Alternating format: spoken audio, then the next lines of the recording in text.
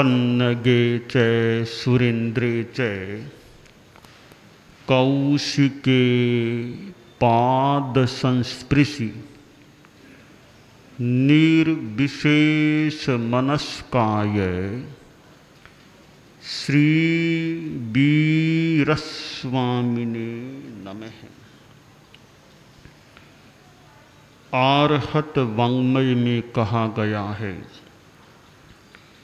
जे मे गुरु सयय मनुशासयन्ति ते हम गुरु सययम पूययामि। आदमी के जीवन में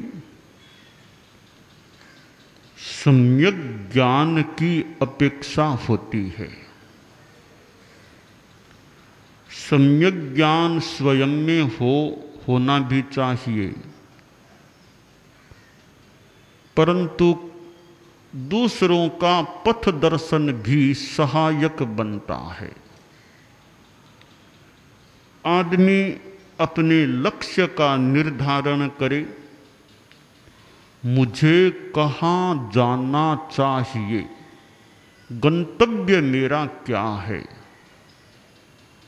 नंबर 1 की बात, गंतव्य निश्चित हो गया है तो गंतव्य तक गति करने का मार्ग मेरा कौन सा है, मार्ग का ज्ञान होना चाहिए। अब मार्ग का ज्ञान खुद को पूरा नहीं है तो फिर किसी से मार्ग के बारे में जानकारी लेनी चाहिए। मार्गदर्शक, मार्ग ज्ञापक किसी को बनाना चाहिए। मार्ग का ज्ञान हो जाए फिर गति करना गमक का कार्य होता है, आदमी का कार्य होता है। गुरु मार्गदर्शक होते हैं कि तुम इस रास्ते से चलो और इस रास्ते में ये कठिनाइयां भी आ सकती हैं। उन कठिनाइयों से बचने का या उनका निराकरण करने का यह उपाय है। समुदाय होता है, संगठन होता है, वहाँ अनुशासन व्यवस्था भी करनी होती है और गुरु ज्ञान देने वाले होते हैं।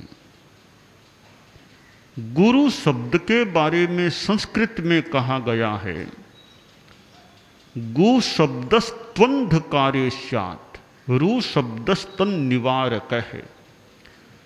गु का अर्थ है अंधकार, रू का अर्थ है उसका निवारण करने वाला। जो अंधकार का निवारण करे वह गुरु होता है।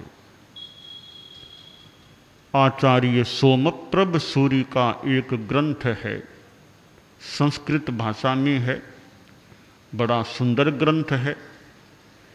एक एक विषय पर 4-4 श्लोक भी प्रायः या सर्वत्र वहाँ प्राप्त होते हैं। आम भाषा में हम लोग उसको सिंदूर प्रकर बोला करते हैं, क्योंकि ग्रंथ का पहला शब्द है सिंदूर प्रकरस, सिंदूर प्रकर कहते हैं। वैसे सूक्ति मुक्तावली भी इसे कहा गया है। वहाँ गुरु के बारे में भी बताया गया है। एक श्लोक इस प्रकार है, अवद्य मुक्ते पथि यः प्रवर्तते प्रवर्तयत्यन्यजनं स निःस्पृहः स एव सेव्यः स्वहितैषिणा गुरुः स्वयं तरंस्तारयितुं क्षमः परम्। ये धर्म के क्षेत्र में जो गुरु, धर्म गुरु होते हैं, उनकी बात है कि धर्म गुरु कौन होता है। पहली बात, अवद्य मुक्ते पथ यह प्रवर्तते।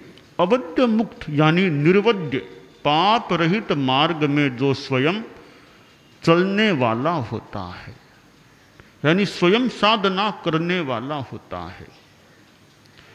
स्वयं साधना करना ही गुरु के लिए पर्याप्त नहीं है।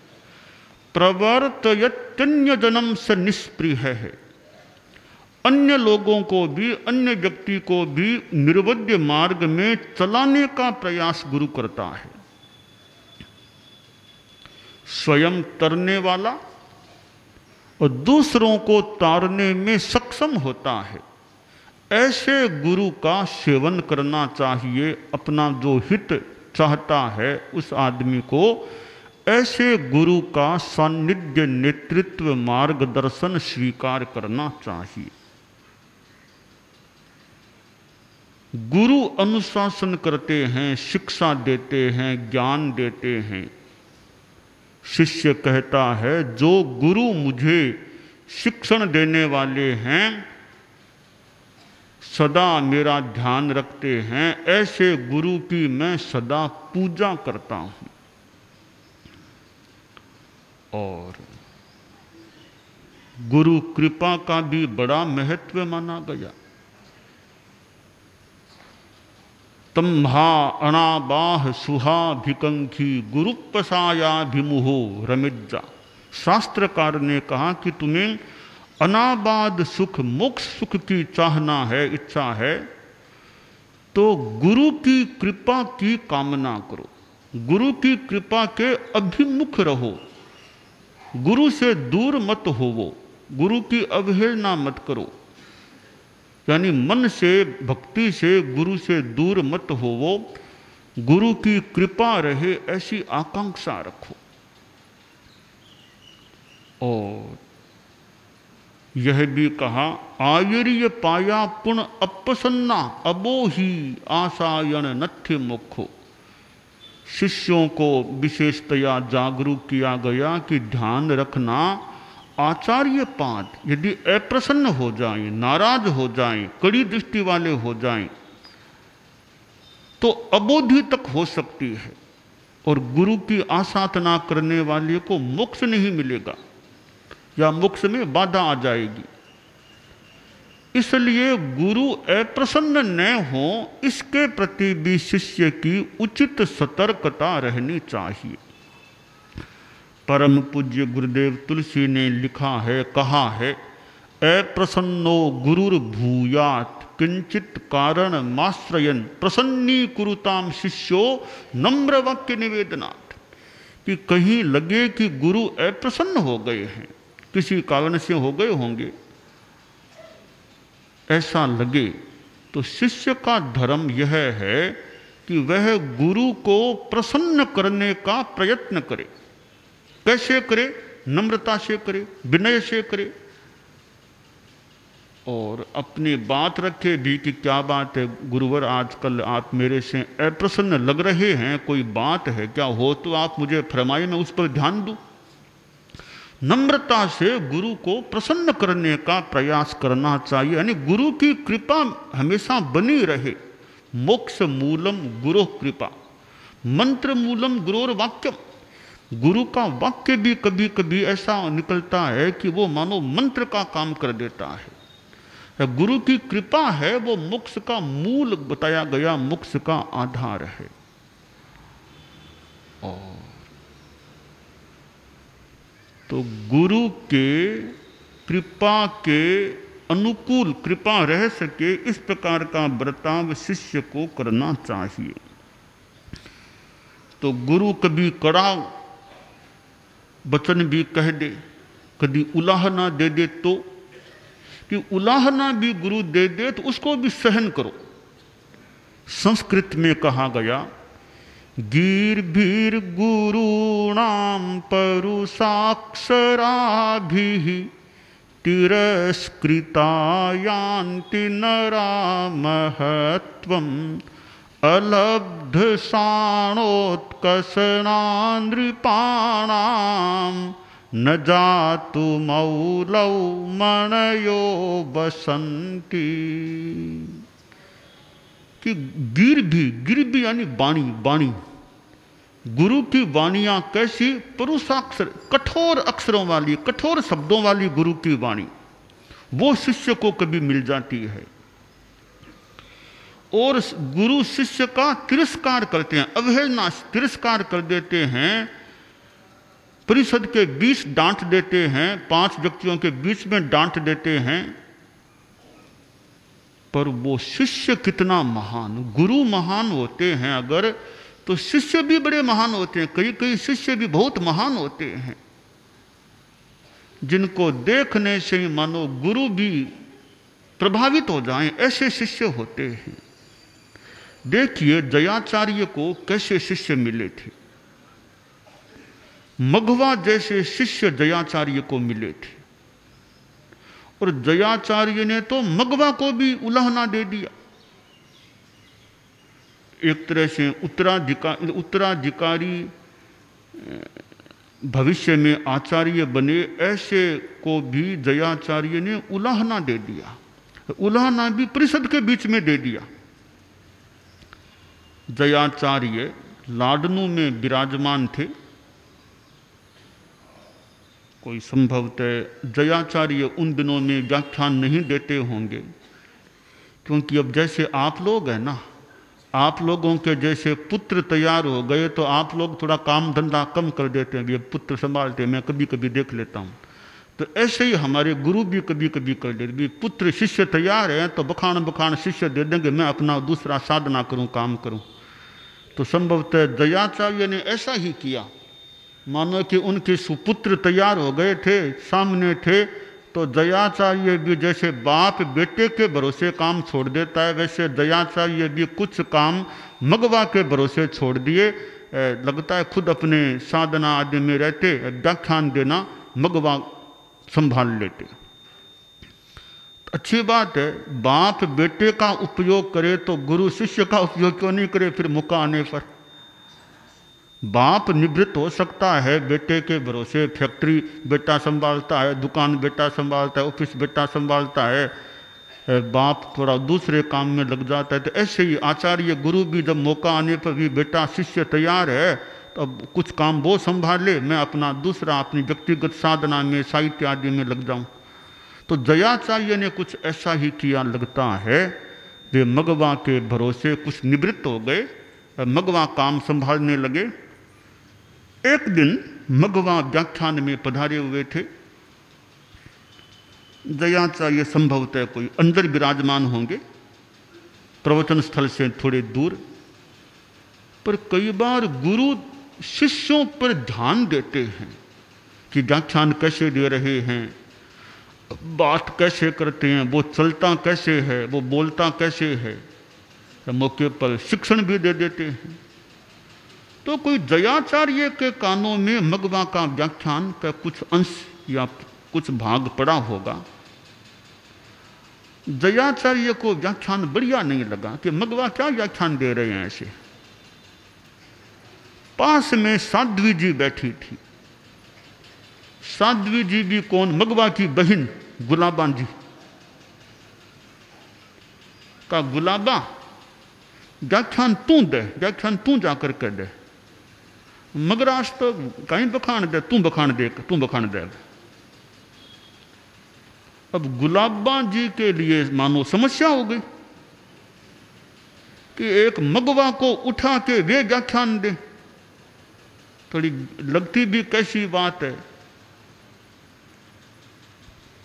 तो सोचा कि एक और तो गुरुदेव का निर्देश है, गुरुदेव का निर्देश भी अनुल्लंघनीय है, गुरुदेव की आज्ञा तो लंघित हो नहीं सकती, करनी भी नहीं चाहिए। तो आज्ञा को पालना तो सामान्य धर्म है ही है, उसको तो उल्लंघन कैसे करूं। आज्ञा को पालूं तो एक इतने महान व्यक्तित्व को उठा के मैं व्याख्यान दूं, यह भी कैसी बात लगती है। तो गुलाबा जी ने रास्ता निकाल लिया। अब रास्ता निकालने वाले कई निकाल लेते हैं, तो रास्ता भी बढ़िया निकाला। रास्ता इतना बढ़िया निकाला, बोली गुरुदेव इन दिनों में आपका व्याख्यान तो हुआ ही नहीं है। आज तो हम लोग आपके मुखारबिंद से व्याख्यान सुनना चाहते हैं। जयाचार्य को राजी कर लिया। जयाचार्य ने कहा ठीक है, आज मैं चला बखान में। जयाचार्य पधार गए तो गुलाबा जी को तो मुक्ति मिल गई व्याख्यान से। जयाचार्य खुद पधार गए। जयाचार्य पधारे और मगवा पहले से वहां थे। कहा मगराज क्या व्याख्यान, ऐसे क्या तुम व्याख्यान देते हो? तुम व्याख्यान देना भी नहीं जानते हो, अभी तक ठीक से व्याख्यान नहीं देते हो। परिषद के बीच फरमा दिया। अब कोई सामान्य बात नहीं, भविष्य में आचार्य होने वाले परिषद के बीच में क्या व्याख्यान देते हो? थोड़ा एक तरह से तिरस्कार कर दें, वो वैसा कुछ कर दिया। पर गुरु की कड़ी डांट मगवा ने स्वीकार की। व्याख्यान का प्रोग्राम संपन्न हुआ, दिन बीता, अगला दिन आया, मैं भूल न करूं तो वापिस दयाचार्य अगले दिन भी व्याख्यान में पधारे और फिर शिक्षण दिया संघ को कि देखा ना, मगवा को मैंने कल उलाहना दिया, परिषद के बीच में दिया, इन्होंने किस प्रकार विनय से स्वीकार किया। ऐसा विनय सबको सीखना चाहिए। तो एक इतने होनहार साधु को भी एक तिरस्कृत मानो एक तरह से कर दिया गया जनता के बीच में सामने, तो वो भी कितना महत्वपूर्ण क्षण था मगवा के लिए कि गुरु की डांट मिली है। क्या बात है, गुरु की तो डांट है। थप्पड़ खाई तो गुरु से ही तो खाई, और किसी ने नहीं खाई थप्पड़। हाँ, और कोई थप्पड़ मारे तो मान लिया, गुरु ने थप्पड़ लगाई है, गुरु ने डांटा है, इसमें क्या नाराज होने की बात है। तो गुरुओं की कठोर वाणियां भी निकल जाए, कठोर शब्द भी निकल जाए, तो शिष्यों का, अनुयायियों का धर्म है उसको भी सम्मान देना, उसको भी अवहेलित नहीं करना। आगे कहा गया कि ऐसे जो शिष्य होते हैं वे आगे बढ़ते हैं, महान बनते हैं, जो गुरु की डांट को सहन कर लेते हैं। कैसे? राजा के मुकुट में उन मणियों को स्थान मिलता है जो शान पर खरे उतरते हैं, या उनको नहीं मिलता जो शान पर खरे नहीं उतरते हैं। गुरु की डांट को सहन, डांट मिल जाए और सहन न कर सके, इसका मतलब उसके महान बनने में अभी थोड़ी सी बाधा है। एक दृष्टि से महान बनने में एक दृष्टि से बाधा है। तो गुरु की डांट को भी हमें सहन करना चाहिए, अगर मिल जाए तो कभी।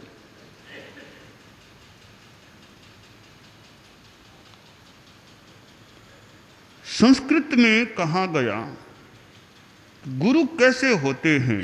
विदलयति कुबोधम बोधयत्यागमार्थम सुगति कुगति मार्गौ पुण्य पापे व्यनक्ति अवगमयति कृत्या कृत्य भेदम गुरुर्यो भवजल निधिपोतस्तम बिना नास्ति कश्चित्। गुरु कैसे कुबोध को, कुज्ञान को दलित करने वाले, नष्ट करने वाले होते हैं। आगम के अर्थ का बोध देने वाले, आगम के अर्थ का ज्ञान देने वाले होते हैं। पुण्य पाप को बताने वाले कि पुण्य सुगति का मार्ग है, पाप कुगति का मार्ग है, पुण्य पाप को अभिव्यक्त करने वाले। कृत्य अकृत्य, करणीय अकरणीय का भेद बताने वाले, समझाने वाले। भवजल, भव समुद्र से पार पहुंचाने के लिए पोत के समान सुगुरु होते हैं, गुरु होते हैं। तो गुरु कोई बने हैं तो सामान्यतया या बहुधा संभवतः वे भी तो कभी शिष्य रहे होंगे ना, वे भी तो कभी शिष्य रहे होंगे अपने गुरु के। वे हमेशा गुरु थोड़े ही थे, कभी तो वो भी किसी के अंडर में रहे हैं, किसी के अधीन रहे हैं, किसी के शिष्य रहे होंगे। उन्होंने शिष्यत्व अच्छा रखा है, तब जाकर उन्हें कोई गुरु का स्थान दिया गया होगा। न हुंति शीसा अशिष्य, जो गुरु स्वयं कभी शिष्य न रहे, अच्छा शिष्य न रहे, यानी गुण संपन्न न हो, तो उसको भी गुरु बनने का पूरा अधिकार नहीं। बन जाए तो कुछ कठिनाई भी सामने आ सकती है।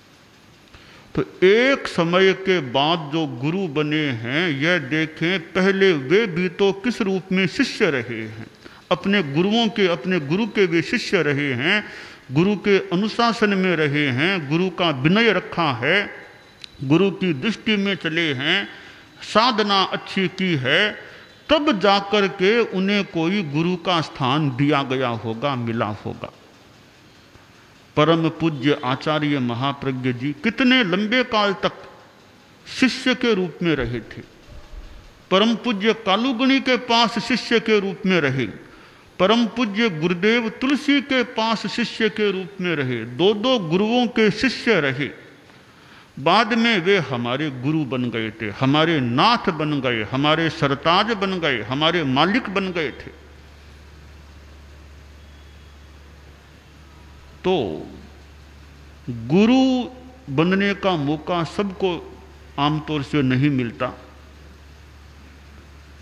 किसी किसी को मिलता है, पर गुरु बनने का मौका मिला है उसमें भी गुरुता होनी चाहिए, उसमें भी गरिमा होनी चाहिए। वो अपने जीवन से कुछ बता सके, वाणी से कुछ बता सके। गुरु हैं, आचार्य हैं, तो उनमें अर्हता भी होनी चाहिए। आगम वांग्मय में गणी संपदा की बात आती है। गणी है, 8 गणी संपदाएं होती हैं, आचार्य हैं, गणी हैं, उनमें आचार भी होना चाहिए।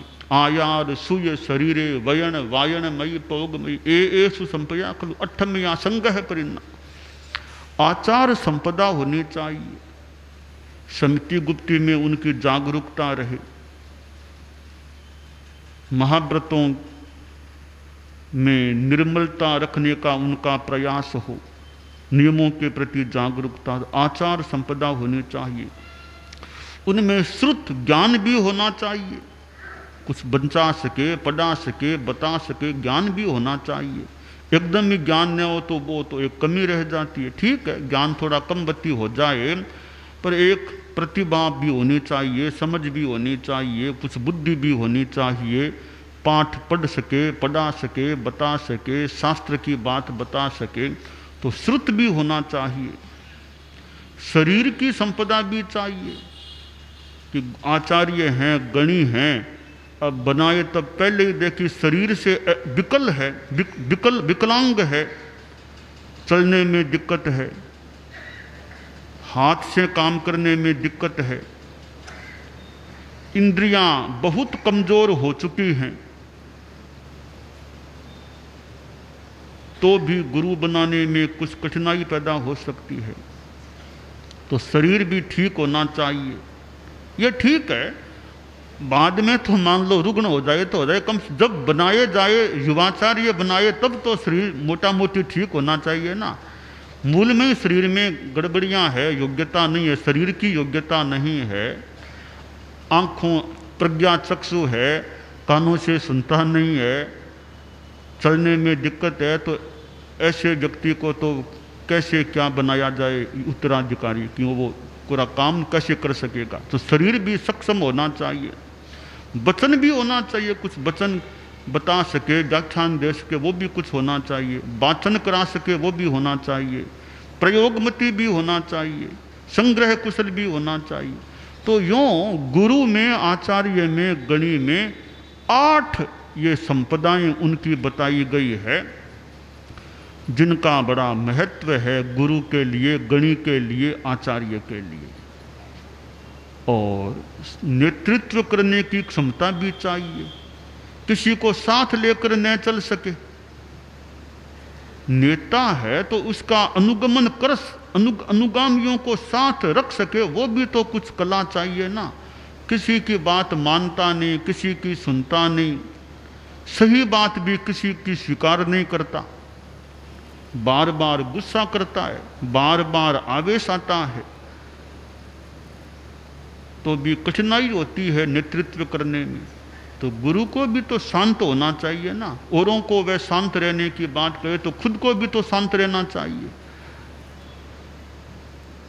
गुरु का मतलब यह नहीं कि अहंकारी बन जाए, गुरु को भी विनम्र रहना चाहिए, गुरु को भी विनय रखना चाहिए। अहंकार न गुरु के काम का है न शिष्य के काम, किसी के भी काम का नहीं है अहंकार। तो पद पर आने का मतलब यह नहीं कि आदमी अहंकारी बन जाए। तो गुरु में अहंकार की अल्पता भी होनी चाहिए, विनय विनम्रता, अहंकार विलय का भाव उसमें होना चाहिए, मृदुता भी होनी चाहिए। हर किसी से अहंकार की भाषा में ही बात करेगा तो वो अहंकार को तो लोग भी कितना सहन कर सकेंगे। तो गुरु में भी गुरुता होनी चाहिए, गुरु में क्षमाशीलता भी होनी चाहिए, सहन करने की शक्ति भी होनी चाहिए। कई बार बड़ों को भी बहुत झेलना पड़ता है, सहना पड़ता है। ऐसा नहीं है कि उन्हें कोई सहना नहीं पड़ता, सुनना नहीं पड़ता है। दूसरों को कहते हैं तो कई बार दूसरों की सुननी भी पड़ सकती है। तो वो भी क्षमाशीलता भी गुरु में रहनी चाहिए।